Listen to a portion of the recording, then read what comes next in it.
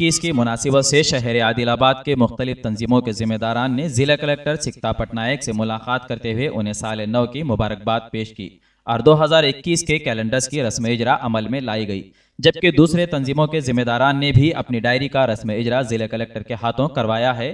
Team ایسا کے ذمہ داران نے ضلع محتمم تعلیمات کے رویندرا ریڈی کے ہمراہ کلیکٹریٹ کیمپ آفس پہنچ کر نئے سال کے کیلنڈرز کی رسم اجرا ضلع کلکٹر سکتا پٹنائک و ایڈیشنل کلکٹر کے ہاتھوں کروایا ہے۔ ایس آئی او عادل آباد کے ایک وفد نے بھی ضلع کلکٹر سے ملاقات کرتے ہوئے انہیں نئے سال کے کیلنڈرز و دیگر لٹریچر فراہم کرتے ہوئے مبارکباد پیش کی۔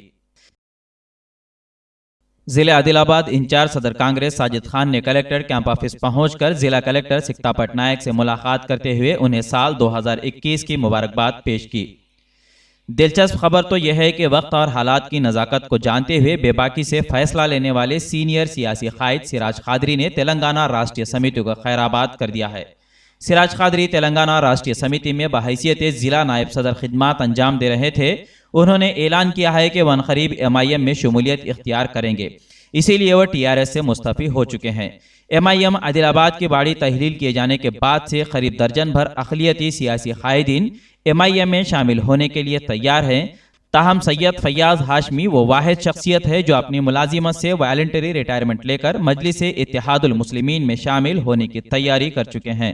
سید فیاض ہاشمی حال ہی میں ٹاٹی گوڑا میں پیش آئے واقعے میں جان گنوانے والے سید ضمیر کے بھائی ہیں۔ وہ فی الحال ARSI کے عہدے پر فائز ہے۔ وہ بھی والنٹری ریٹائرمنٹ لے کر MIM میں جوائن کرنے کی تیاری کر چکے ہیں۔ MIM میں شامل ہونے کی کوشش کرنے والے زیادہ تر سیاسی قائدین کا یہی کہنا ہے کہ وہ MIM جوائن کر کے عوام کی خدمات کرنا چاہتے ہیں۔ کئی ایک لوگ اس تشویش میں ہے کہ MIM جوائن کرنے والے ان قائدین کی ایسی کیا مجبوری ہے کہ وہ اپنے ہی پارٹی میں رہ کر عوام کی خدمات نہیں کر پا رہے ہیں، جس کے لیے MIM کا دامن تھامنے کے لیے تیار ہیں۔ کہیں ایسا تو نہیں ہے کہ سیاست کے نام پر سیاسی روٹیاں سیک لی جائیں اور عوام کی خدمات کا نعرہ بلند کیا جائے۔